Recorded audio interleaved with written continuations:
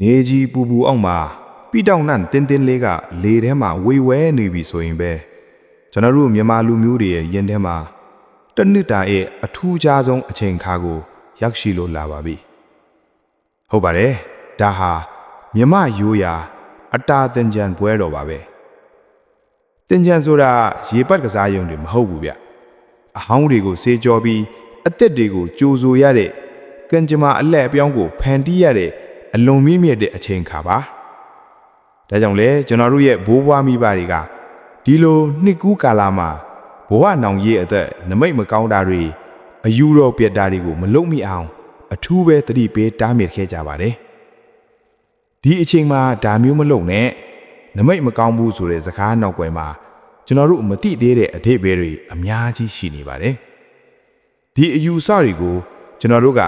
ရှေးလူကြီးတွေတားမြစ်ခဲ့တဲ့သင်္ကြန်တွင်လုံးဝမလုံတဲ့အယူတော်ပြက်အပြုအမူများဆိုတဲ့ခေါင်းစဉ်နဲ့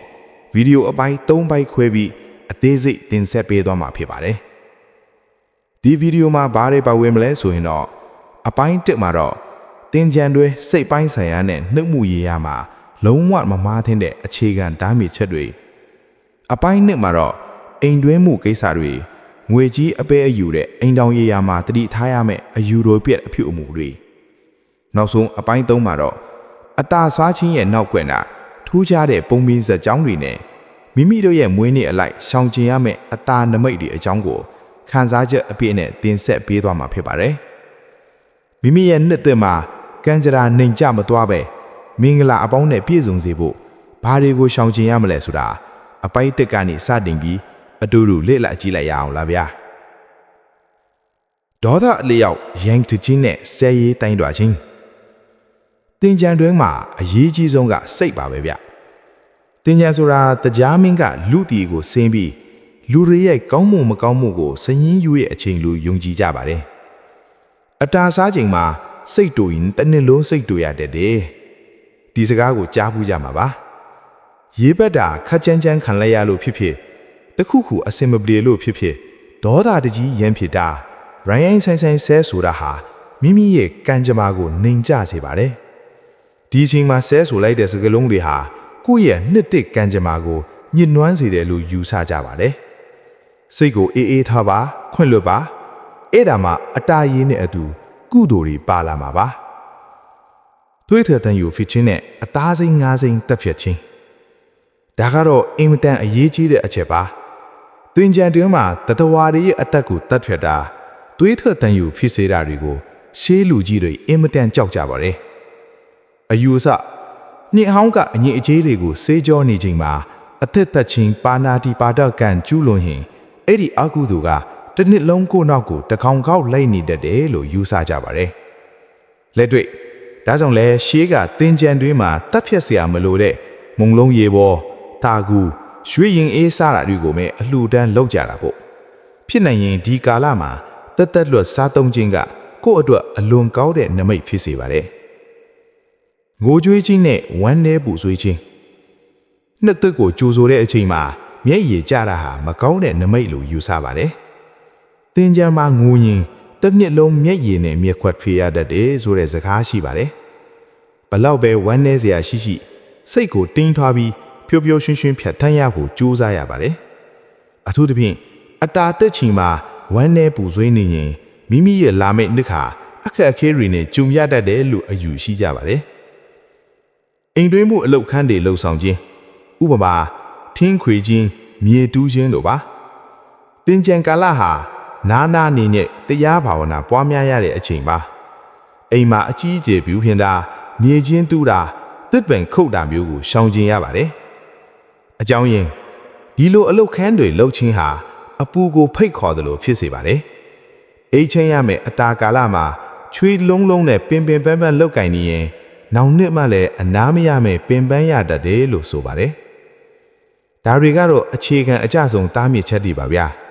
ဒါပေမဲ့ဒါတင်မကသေးဘူးဗျအတာစားချိန်ခေါ်တင်ကြံအသက်ချိန်မှာလွတ်မိရင်တသက်လုံးကန်နှိမ့်သွားနိုင်တဲ့အပြုအမူတွေအိမ်တောင်ရှင်တွေတတိထားရမယ့်အချက်တွေလည်းရှိပါသေးတယ်ပရိသတ်တို့ကျွန်တော်တို့စိတ်ပိုင်းဆိုင်ရာနဲ့အခြေခံအပြုအမူတွေကိုပြောခဲ့ပြီးပြီဆိုတော့အခုအပိုင်းနဲ့မှာတော့ကျွန်တော်တို့ရဲ့နေ့စဉ်ဘဝထက်ကအိမ်တွင်းမှုကိစ္စတွေနဲ့ အတားစားခြင်းရဲ့အလွန်အရေးကြီးတဲ့တားမြစ်ချက်တွေကိုဆက်ပြီးပြောပြချင်ပါတယ်ရှေးလူကြီးတွေကတင်ဂရန်ဆိုတာအိမ်ကိုနတ်ကောင်းနတ်မြတ်တွေအဝင်အထွက်ပြုတဲ့အခြေအနေလို့ယုံကြည်ကြတာမို့အိမ်တွင်အေးချမ်းဖို့ကိုအဓိကထားခဲ့ကြတာပါအိမ်တွင်စူးညံဗတ်များနဲ့ပစ္စည်းအကျိုးအပဲ့ထွက်ချေတင်ဂရန်တွင်မှာအိမ်လဲမှာပစ္စည်းတွေပြုတ်ကျကွဲအပ်တာတို့ပကံခွဲရောက်တွေထိခိုက်တန်ထွက်တာကိုရှေးလူကြီးတွေအင်မတန်အယူရှိပါတယ်အယူဆကတင်ဂရန်မှာပစ္စည်းကွဲရင်တစ်နှစ်လုံးဆုံးရှုံးမှုတွေနဲ့ကြုံရတတ်တယ်လို့ဆိုပါတယ်ဒါကြောင့်အိမ်ရှင်မတွေဟာတင်ဂရန်တွင်မှာဟင်းချက်တာကအစပကံဆဲတာအစုံအင်မတန်တတိထားကြရပါတယ်တတိပြုရရင်အိမ်တွင်မှာစူးညံစွာအော်ဟစ်တာတကားကိုစောင့်ပိတ်တာမျိုးတွေကအိမ်ဆောင်နှက်ကိုစိတ်အနှောင့်အယှက်ဖြစ်စေပြီးအိမ်ရဲ့လက်လာဘကိုပိတ်စေတယ်လို့ယူဆကြပါတယ်ငြိမ်သက်အေးချမ်းစွာနေထိုင်ခြင်းကသာကောင်းခြင်းမင်္ဂလာကိုဖိတ်ခေါ်တာပါဗျာအဝတ်အစားလျော့ဖွတ်ခြင်းနဲ့ခေါင်းလျှော်ခြင်းဒါကတော့အခုခေတ်လူငယ်တွေအတွက်အဆန်းဖြစ်နေနိုင်ပါတယ်ရှေးလူကြီးတွေကတင်ဂရန်အတက်နေသို့မဟုတ်အတားစားခြင်းမှာအဝတ်လျော်တာအိမ်အမှုအကျန်းဆေးကြောတာမျိုးကိုမလုပ်ခိုင်းပါဘူးအကြောင်းရင်းကအဝတ်လျော်ရဲဆိုတာအညစ်အကြေးကိုဆေးကြောလာမှန်းပေမဲ့အတာတက်ချိန်မှာလုပ်ရင်တော့နမိတ်မကောင်းဘူးလို့ယူဆပါတယ်မိမိရဲ့ကန်စာတာကိုရေနဲ့အတူမျောချလိုက်သလိုဖြစ်တတ်လို့ပါခေါင်းလျှော်ခြင်းတင်ဂရန်တွင်မှာခေါင်းလျှော်မယ်ဆိုရင်လည်းနေ့ရက်ကိုရွေးရပါတယ်ဥမာမိမိရဲ့နေ့နံအလိုက်ပြက်တရားနေ့မျိုးမှာခေါင်းလျှော်မိရင်ကျမ်းမာရေးထိခိုက်တတ်တယ်လို့အယူရှိကြပါတယ်ဒါကြောင့်အတာမကူးငယ်မှာအားလုံးကိုကြိုတင်တန့်ရှင်းထားဖို့လူကြီးတွေကတိုက်တွန်းတာပါဗျာအကျွေးတောင်းခြင်းနဲ့ငွေကြေးအပေးအယူပြုလုပ်ခြင်းဒါကတော့စီးပွားရေးသမားတွေအထက်အထူးသတိထားရမယ့်အချက်ပါတင်ဂရန်တွင်မှာတစ်ဖက်လူစီကအကျွေးသွားတောင်းတာသို့မဟုတ်အကျွေးပေးဆက်တာမျိုးကိုရှောင်ကျဉ်ရပါတယ်အယူတော်ပက်ပုံတင်ဂရန်မှာအကျွေးတောင်းရင်တစ်နှစ်လုံးအကျွေးပတ်လည်ဝိုင်းပြီးငွေဝင်မဖြောက်ဖြစ်တတ်ပါတယ်အလားတူပဲငွေအများအပေးအယူလောက်တာဟာလည်းလက်ပိတ်စေတယ်လို့ဆိုပါတယ်နှစ်စဉ်မှာစီးဝါတက်ချင်တော့ဒီကာလမှာငွေကြေးကိစ္စတွေကိုခဏဘေးဖယ်ထားပြီးအလူအတန်းအတွက်ပဲတုံးဆွဲတင်ပါတယ်ဗျာလင်မယားအချင်းချင်းစကားများခြင်းနဲ့ကာမဂုဏ်လွန်ကျွဲခြင်းရှေးလူကြီးတွေကတင်ဂရန်ကာလကိုဥပုပ်ကာလလို့သတ်မှတ်ကြပါတယ်ဒါကြောင့်လင်မယားတွေအနေနဲ့ဒီအချိန်မှာစကားများရန်ဖြစ်တာကိုလုံးဝရှောင်ရပါတယ်အယူဆကအတာကူးချိန်မှာလင်မယားအစင်မပြေဖြစ်ရင်အဲ့ဒီအိမ်တောင်ရေးဟာတစ်နှစ်လုံးပူပန်မှုတွေနဲ့ကြုံရတတ်တယ်လို့ဆိုပါတယ်အလားတူပဲတင်ဂရန်တွဲမှာကာမဂုဏ်ကိစ္စတွေကိုရှောင်ကျဉ်ပြီးတီလာစောက်တည်ခြင်းကမိမိတို့ရဲ့အိမ်တောင်ရေးကိုနှက်ကောင်းနှက်မြတ်တွေစောင့်ရှောက်ဖို့ဖိတ်ခေါ်ရာရောက်လို့တယ်ဗျာအတာစားခြင်းခေါ်အတက်နှစ်ရဲ့အထူးသားမြစ်ချက်များတင်ဂရန်ရဲ့အရေးကြီးဆုံးအချိန်ဟာအတက်နေပါပဲအဲ့ဒီနေ့မှာတရားမင်းကလူပြေကနေပြန်တက်တဲ့အချိန်ဖြစ်လို့နမိတ်အကောင်းဆုံးဖြစ်နေဖို့လိုပါတယ်တဲ့အိတ်မနေပါနဲ့အတာတက်ချိန်မှာအိပ်ပျော်နေရင်အတာစားတယ်လို့ခေါ်ပါတယ်အဲ့ဒါလို့အိပ်ပျော်နေသူဟာတစ်နှစ်လုံးထိုင်းမွင်းပြီးအခွင့်အရေးကောင်းတွေလက်လွတ်ရတတ်ပါတယ်နဲ့ခရီးမသွားပါနဲ့အတာတက်ချိန်အတီးအကြောက်မှာလမ်းပေါ်မှာသွားလာနေတာထက်အိမ်မှာအေးအေးဆေးဆေးဖျားရှိခိုးနေတာသို့မဟုတ်မိဘဘူးဝါနေကိုကြော့နေတာကပိုပြီးမင်္ဂလာရှိပါတယ်သုံးမူရရန်ကားခြင်းဒါကတော့အခုခေတ်မှာအဆိုးဆုံးပါတယ်တင်ဂရန်ဆိုတာနဲ့အရက်သေးစာတောက်စားပြီးရန်ကားတာဟာအယူတော်ပြည့်ယုံတင်မကဘဝပါပျက်စီးနိုင်တဲ့အပြုအမူပါရှေးလူကြီးတွေကတော့ဒါကိုငရဲကိုဖိတ်ခေါ်တာတို့တောင်တင်စားခဲ့ကြပါတယ်ကျွန်တော်တို့အခြေခံအချက်တွေကိုလေ့လာခဲ့ပြီးဆိုတော့အခုအပိုင်းသုံးမှာတော့ဘာကြောင့်ဒါတွေကိုမလုပ်သင့်တာလဲဆိုတဲ့နောက်ွယ်ကဇက်ကြောင်းတွေနဲ့ရှေးလူကြီးတွေလက်ဆင့်ကမ်းခဲ့တဲ့ပုံပြင်လေးတွေကိုပြောပြချင်ပါတယ်ကျွန်တော်တို့မြန်မာလူအဖွဲ့အစည်းမှာနမိတ်ဆိုတာအကြောင်းမဲ့ထပေါ်လာတာမဟုတ်ပါဘူးအတားစားခြင်းနဲ့ဂုံးဖြတ်ခံရတဲ့မဟာဗျမမင်းပုံပြင်ကျွန်တော်တို့တင်ညာမှာအတားစားတဲ့အတားတက်တဲ့ဆိုတာတွေကကဘာဦးအစဗျမမင်းကြီးနဲ့တရားမင်းတို့အလောင်းအစားလောက်ရကနေစတင်ခဲ့တာပါမဟာဗျမမင်းကြီးကတရားမင်းနဲ့အလောင်းစားလောက်ရမှာရှုံနေလို့သူ့ရဲ့ဥခေါင်းကိုဖျက်ပေးခဲ့ရပါတယ်ဒါပေမဲ့အဲ့ဒီဥခေါင်းကြီးကမြေကြီးပေါ်ကျရင်မီးလောင်မယ်ပင်လယ်ထဲကျရင်သမုဒ္ဒရာတွေခန်းချောက်မယ်ဆိုတဲ့အစွမ်းနေရှိနေပါတယ်ဒါကြောင့်နတ်သမီးခုနှစ်ဖော်ကတနစ်တယောက်အလှဲကျအဲ့ဒီဥခေါင်းကြီးကိုထိမ့်သိမ့်ကြရပါတယ်သင်္ကန်းစာကတော့အဲ့ဒီဥခေါင်းကြီးတူးကနေတူးလက်ပေါင်းတဲ့အချိန်ကိုတင်ကြံကူးချိန်လို့ခေါ်တာပါဒီလိုအင်မတန်အနေကြီးတဲ့အရေးကြီးတဲ့အကူအပြောင်းကာလမှာလူတွေအနေနဲ့ပေါ့ပေါ့တန်တန်နေထိုင်တာအိတ်ဆက်နေတာဟာဘေးဒုက္ခကိုဖိတ်ခေါ်တယ်လို့ဖြစ်နေလို့ရှေးလူကြီးတွေကအတာမစားမိစေနဲ့လို့အထူးတားမြစ်ထဲတာထင်ပါတယ်နင်းနဲ့အလိုက်ရှောင်ကျင်ရမယ့်အတာစာနဲ့အဖြူမှုမျာ